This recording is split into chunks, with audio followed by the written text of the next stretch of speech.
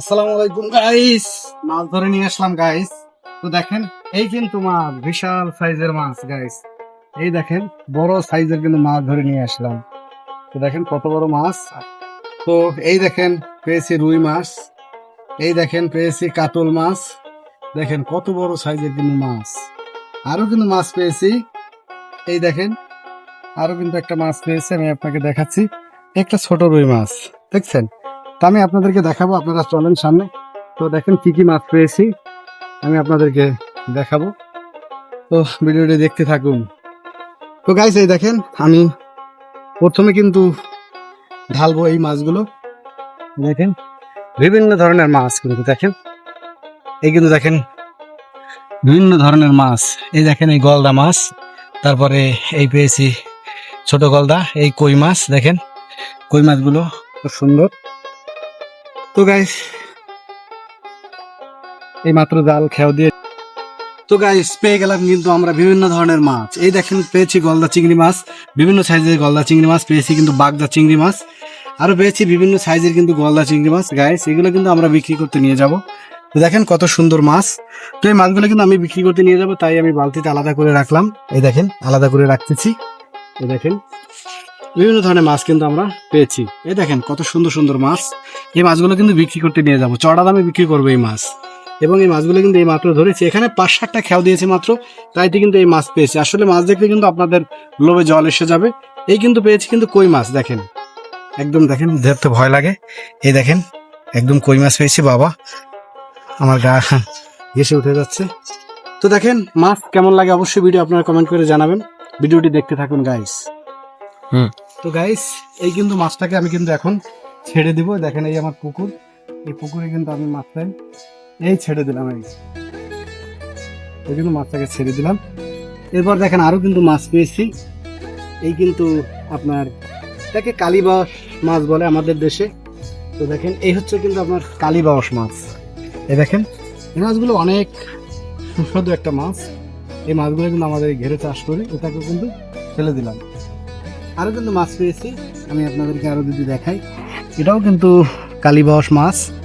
এটা ছোট মাছ ফেলা হয়েছে গত বছর। তো দেখেন মাছ কিন্তু একেবারে মোটামুটি বড় হয়েছে। তো মাছটা কিন্তু ছেড়ে দিলাম। তো গাইস, কিন্তু এবার জালের মাছ কিন্তু আমি ছাড়িয়ে নিচ্ছি। এখানে কিন্তু ছোট ছোট অনেক মাছ পেয়েছি। তো আমাদের দেশে কিন্তু মাছ চাষ করে, কিন্তু আমাদের কিন্তু লবণ পানির দেশ, দক্ষিণাঞ্চল বাগেরহাট। তো এই বাগেরহাটে কিন্তু বিভিন্ন ধরনের মাছ কিন্তু আমরা চাষ করি। এই দেখেন বিভিন্ন ধরনের মাছ এগুলো চাষ করি। এই কিন্তু দেখেন পেয়ে গেলাম অনেক ধরনের মাছ। এই কিন্তু বাগদা মাছ, সেটা বাগদা মাছ বলে। এই কিন্তু রয়েছে গলদা মাছ। এই মাছগুলো কিন্তু অনেক একটা দামিও মাছ। তো মাছগুলো কিন্তু আসলে আমি ছাড়িয়ে নিচ্ছি। তো অনেক চিংড়ি মাছ আমি পেয়েছি। আসলে আমি চিংড়ি মাছের চাষ করি, সেই জন্য অনেক চিংড়ি মাছগুলো আমি একটু ছাড়িয়ে নিচ্ছি। এখানে আমি এক খেয়াও দিয়েছি। দেখেন একটা খেয়াতে আমার কিন্তু অনেক মাছ আমি কিন্তু পেয়েছি। দেখেন এই কিন্তু অনেক মাছ পেয়েছি, আমি মাছগুলো ছাড়াই নিচ্ছি। তো আসলে এই মাছগুলো কিন্তু আমি সব বিক্রি করবো না, মাছ কিন্তু খাবার জন্য। শুধু এই যে মাছটা দেখতেছেন, এই যে গলদা মাছ, এগুলো কিন্তু শুধু বিক্রি করতে নিয়ে যাবো, কারণ এটা অনেক দামিও মাছ, এই জন্য এটা বিক্রি করব।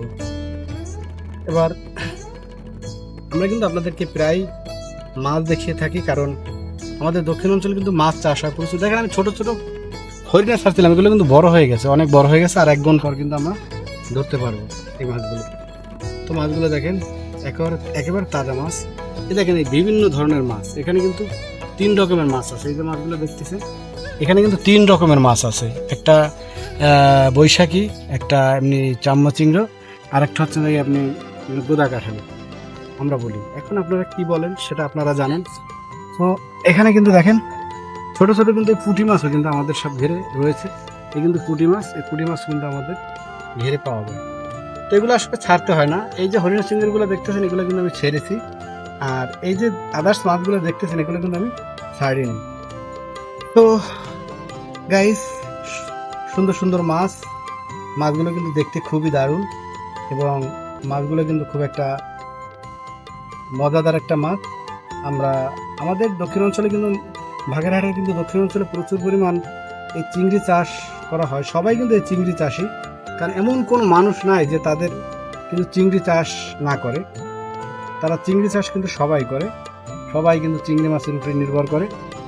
তো আমরা কিন্তু এক কথায় এই মাছগুলো কিন্তু খাবার জন্য ছেড়েছিলাম, কিন্তু সেগুলো এখন কিন্তু এক কথায় বিক্রি করতে পারবো। এত মাছ আমরা কিভাবে খাবো, তাই কিন্তু এই মাছগুলো কিন্তু আমরা বিক্রি করবো, এই মাছগুলো আমরা বিক্রি করব। তো এত মাছ আসলে খাওয়া সম্ভব না। তো আমি কিন্তু আরেকটা খেও দিব, আপনাদেরকে খেও দিয়ে দেখাবো যে কিভাবে জাল খেও দিতে হয়। তো আপনারা দেখেন জালটা কিন্তু পেঁচিয়ে পড়েছে। আসলে আপনারা কে কে জাল খাওয়াতে পারেন তা তো জানি না, তবে জাল খাওয়ানোটা একটা আসলে জানতে হবে। আমার এই ভিডিও আসলে আপনারা দেশ বিদেশ থেকে যে যেখান থেকে দেখেন না কেন, বাড়িতে বসে অনেকে আপনারা হয়তো মাছ ধরেছেন। আপনারা এই যে জালটা, এই জালটা কিন্তু আবার গাব দিতে হয়, নাহলে কিন্তু জাল কিন্তু ভালো থাকে না। জালে কিন্তু আপনারা যদি জাল ব্যবহার করেন অবশ্যই আপনারা গাব দিয়ে নেবেন, কারণ নাইলে কিন্তু পেঁচিয়ে পড়বে এবং ছিঁড়ে যাবে, জাল কিন্তু ভালো থাকবে না। তো আমি কিন্তু এবার আর একটা খেয়ার জন্য প্রস্তুত নিতেছি, আপনাদেরকে দেখাবো কিভাবে জালে খেয়াল দিয়ে মাছ ধরতে হয়। তো আমি কিন্তু প্রস্তুতি নিয়েছি, জাল আর একটা খেয়াল দেবো। তো আসলে এখানে অনেক হাওড় খাওয়া হয়েছে, এখানে আসলে তেমন খাওয়া যাবে না। দেখেন আমি কিন্তু একটা খেয়াও দেবো, দেখেন খেয়াটা কিন্তু আমার ওখানে পড়েছে। এ দেখেন মাছগুলো কিন্তু পেয়ে গেলাম, এই জালের ভিতরে কিন্তু আরো এই মাছ পেয়েছি। এ দেখেন কিন্তু একটা বড় মাছ, এই মাছটিকে কিন্তু আমি এই দেখেন এই কিন্তু বড় সাইজের একটা কাতল মাছ। এই দেখেন এই কাতল মাছটার একটা ছবি তুলে রাখবো, ছবি তুলে লম্বা করে একটু।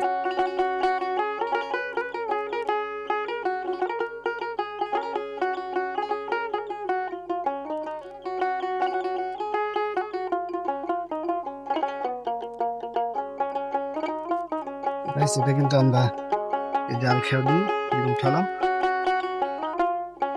এই কিন্তু আবার জালটি ছাড়াবো। দেখুন আমি এইমাত্র যে খেয়াটা দিয়েছি সেই খেয়াতে কিন্তু এই মাছ পেয়েছি। দেখেন একটু জায়গাটা কিন্তু হাওড় দেওয়া, তবু কিন্তু এখানে আমি খেয়া দেওয়ার পরেও কিন্তু অনেক মাছ কিন্তু আমি পেয়ে গেলাম। তো আসলে দেখেন বাড়িতে থাকলে, গ্রাম অঞ্চলে থাকলে কিন্তু আসলে মাছ খেতে সমস্যা হয় না, কিন্তু মাছ কিন্তু জালে খেয়াও দিলে কিন্তু পাওয়া যায়। তো দেখেন কত মাছ, চিংড়ি মাছ, দেখেন কত চিংড়ি মাছ, দেখেন চিংড়ি মাছের অভাব নেই, প্রচুর চিংড়ি মাছ। আমি একটা খেয়াও দিয়েছি, এক খেয়াতে কিন্তু সে অনেক চিংড়ি মাছ উঠেছে। আসলে দেখা গেছে যে এই চিংড়ি মাছগুলো কিন্তু শহরে কিনে খেতে হয়, কারণ 1 কেজি চিংড়ি মাছের 600-700-800 টাকা দাম, কিন্তু গ্রামে কিন্তু আপনি চাষ করে চাইলে অনেক চিংড়ি মাছ খেতে পারবেন।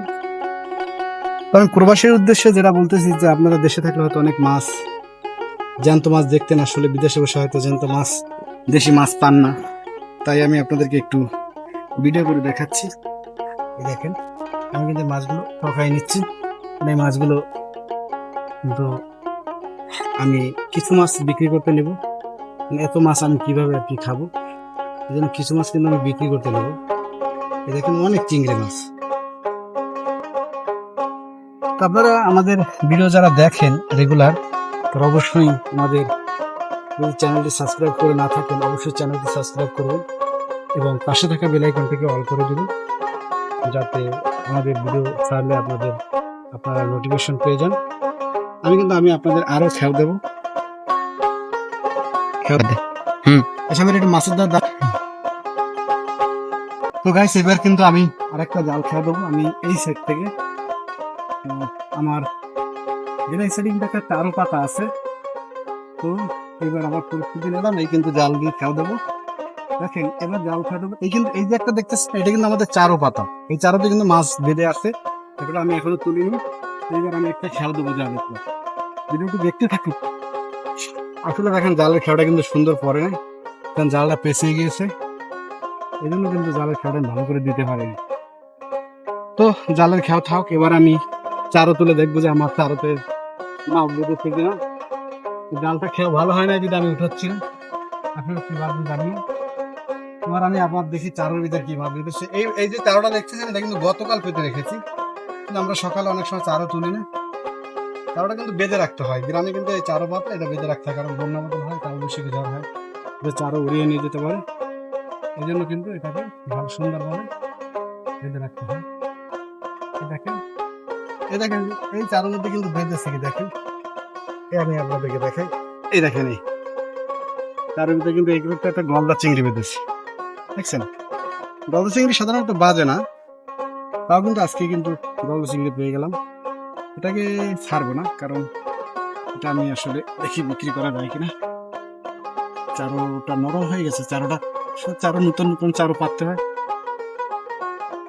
সব চারোর ভিতরে পলিথিন ঢুকে গেছে, এটা একটু বের করে দিই। এক কথা কিন্তু এই দেখেন, এই কিন্তু গলদা চিংড়িটা পেয়েছি। এই গলদা চিংড়িটা কিন্তু আসলে মাথায় ঘিলু হয়ে গেছে, তাই ওকে ছাড়বো না, ও মরে যেতে পারে। তাই আমি আবার কিন্তু চারোটা কেটে দিচ্ছি।